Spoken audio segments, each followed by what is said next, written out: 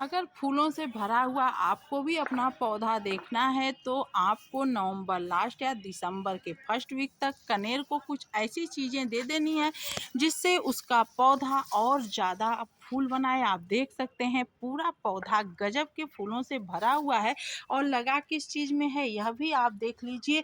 और हर एक ब्रांच में गुच्छों में फूल आ रहे हैं। इसमें देखिए मैं आपको दिखा दे रही हूँ, आप देखेंगे तब आपको विश्वास होगा। और मैं इसको रेलिंग में जो है बांधी हुई हूँ ताकि यह ब्रांच टूटे ना। आप देख सकते हैं बहुत सारे इसके ब्रांच टूट जाते हैं जब इसमें इस तरह से फूल आते हैं तो इसके ब्रांच लटक से जाते हैं और टूट भी जाते हैं। तो आपको क्या देना चाहिए अपने पौधे को समय समय पे, मैं वीडियो हमेशा अपलोड करती रहती हूँ। तो देखिए काफ़ी का इतना अच्छा रिजल्ट मिला कि पूरा पौधा भर चुका है गजब के फूलों से। और ये फूल जब मुरझाएंगे तो अगली कली भी पौधा देखिए इसी तरह से बनाएगा। तो हमको ठंडी की शुरुआत में ही इसको यह चीज़ें दे देनी है। तो यह क्या चीज़ें हैं, क्या मात्रा रखनी है, कैसे देनी है, यह सारी बातें आपको हम बताएंगे। तो सबसे पहले आपको क्या करना है, इस पौधे में देखिए गजब की रूट्स हो गए हैं क्योंकि बहुत छोटे से बर्तन में लगा हुआ है। और इसमें यही एक खराबी होती है इस कनेर में कि इसमें रूट्स बहुत हो जाते हैं, लेकिन रिजल्ट इससे बहुत अच्छा मिलता है। और देसी कनेर हमें अपने घर में ज़रूर लगाना चाहिए, यह भगवान को भी बहुत पसंद है। तो हमें करना क्या है, इसके देखिए ये सूखे सूखे जितने भी पत्ते जो भी पीले होकर के गिरते हैं हम इसी में इसमें को डाल देते हैं। यह भी बहुत अच्छा ट्रिक होता है पौधे को घना करने का। और आप इसके ब्रांचों को देख सकते हैं कितने मजबूत मोटे मोटे से इसके ब्रांच हो गए हैं और आगे भी देता जा रहा है पौधा। इसमें मैं बहुत ज़्यादा कोई भी खर्च नहीं करती हूँ, सिर्फ घर की कुछ चीज़ें, लेकिन समय पर मैं इसको ज़रूर देती हूँ।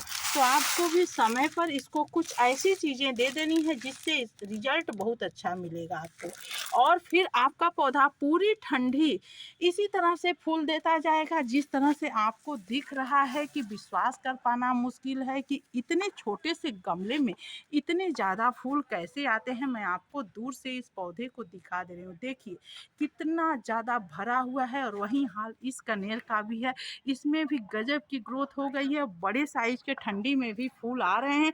और कड़कड़ाती ठंड के लिए मैं इसको तैयार कर रही हूँ क्योंकि जब हम इसको इस समय यह चीज़ें नहीं देंगे तो आगे पौधा फिर कली नहीं बनाएगा और फूल भी नहीं देगा। तो ये 3 चीज़ें आपको ले लेनी है। इन तीनों चीज़ों में बहुत ही अच्छे मिनरल्स, एंटीऑक्सीडेंट, साथ ही साथ कैल्शियम, पोटेशियम, फास्फोरस, मैग्नीशियम सभी चीज़ें मौजूद हैं। और इसको जिस चीज़ की ज़रूरत होगी वह भी इससे मिलेगा। सबसे ज़्यादा इसको कैल्शियम और पोटेशियम की ज़रूरत होती है ताकि पौधा देखेंगे आप एक भी कली नहीं गिराता है और फूल की साइज भी अच्छी होती है और एक किनारे के पत्ते वगैरह नहीं जलते हैं। और बहुत ज़्यादा मात्रा में पौधा फूल भी देता है, साथ ही साथ अच्छे अच्छे ब्रांच भी आते हैं।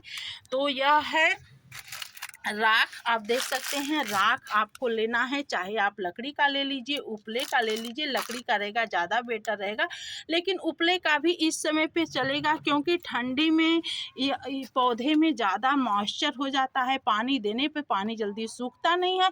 तो राख डालना बहुत ज़रूरी है और इसके रूट्स को गर्माहट भी उससे मिलेगी, तब जो है अच्छे से अच्छे साइज में फूल आएंगे। छोटे छोटे फूल इससे नहीं आएंगे।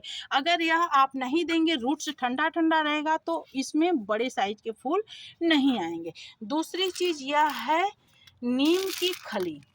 आप देख सकते हैं नीम की खली आपको मार्केट में आसानी से मिल जाएगी, 40-50 रुपए केजी। तो आपको यह लेना है। देखिए इस तरह के पैकेट में हम ले लेते हैं 1 केजी का, और मात्रा भी हम आपको बताएंगे कितना लेना है। उसके बाद अब हमको इसकी हल्की सी गुड़ाई कर देनी है। हल्की सी गुड़ाई करने के बाद हम ये तीनों चीज़ों को मिला देंगे। और यह है सरसों की खली। तो सरसों की खली भी आपको लेना है करीब 2 बड़ा चम्मच। बारीक बारीक आपको इसको छोटे छोटे टुकड़े में कर लेना है ताकि आसानी से यह जो है गल जाए, पानी पाते पाते यह आप गल जाए और किसी भी प्रकार का फंगस भी पौधे में नहीं लगेगा जब आप राख में मिला करके डालेंगे और नीम की खली के साथ डालेंगे। तो नीम की खली से पौधे को गर्माहट भी मिलती है और पौधे को एंटीऑक्सीडेंट मिलता है। साथ ही साथ इसमें जो है फंगस वगैरह जो लग जाते हैं मिट्टी में, यह भी नहीं लगते हैं। तो इस चीज़ को डाल देने से बहुत अच्छा रिजल्ट मिलता है।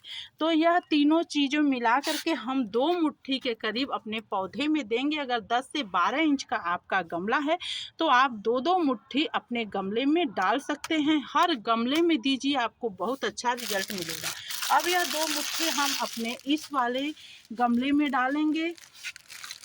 इस तरह से हमको इसको डाल देना है, क्योंकि इसमें बहुत ज़्यादा रूट्स हैं, तो हमको इसकी गुड़ाई करके नहीं छोड़नी है।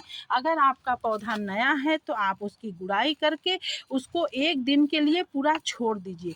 1 दिन छोड़ने के बाद जब उसके जड़ में, उसकी मिट्टी में धूप लग जाए, तब आप इस चीज़ को डाल करके, ये तीनों चीज़ें एक-एक मुट्ठी मिला करके डाल करके उसको चारों तरफ से इस तरह से फैला दीजिए उसको। उसके बाद उसको मिट्टी से कवर कर दीजिए। हालांकि हमारे पौधे में मिट्टी बहुत कम है और मैं देखिए इसमें मिला दी, और इसको पर डे पानी चाहता है क्योंकि इसमें बहुत ज़्यादा रूट्स हो गए हैं। तो इस तरह से मैं पत्ते वगैरह से इसकी मल्चिंग कर देती हूँ, जिससे कि किसी भी प्रकार का फंगस पौधे में नहीं लगता है। और सूखे पत्तों से जब मल्चिंग रहती है तो इसकी मिट्टी भी नहीं सूखती है जल्दी से, और जो पौधे में हमेशा मॉइस्चर भी बना रहता है। तो आपको पानी का विशेष ध्यान रखना है। ख़ास तौर से ठंडी में आपको बहुत ज़्यादा पानी नहीं देना है। पानी आपको उतना ही देना है जिससे सिर्फ इसकी मिट्टी में मॉइस्चर है, बिल्कुल इस तरीके से। अगर आपको पानी का अंदाज़ा नहीं है, पानी ज़्यादा देते हैं, तो ये चीज़ें आप ज़रूर दीजिए। राख ज़रूर इस समय पे आपको दे देना है, नवंबर लास्ट या दिसंबर के फर्स्ट वीक तक, ताकि पौधा जो है वो अपने सारे मॉइस्चर को राख अपने अंदर लिया रहता है, और उसको जब ज़रूरत होती है तो पानी इसको दे देता है।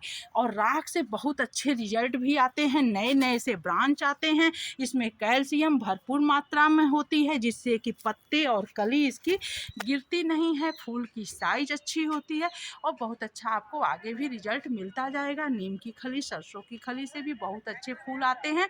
तो आप ये तीनों चीज़ों को एक साथ इस समय पे दे दीजिए। उम्मीद है आपको ये जानकारी अच्छी लगी होगी। मिलते हैं अगले वीडियो में अगली जानकारी के साथ। Thanks for watching.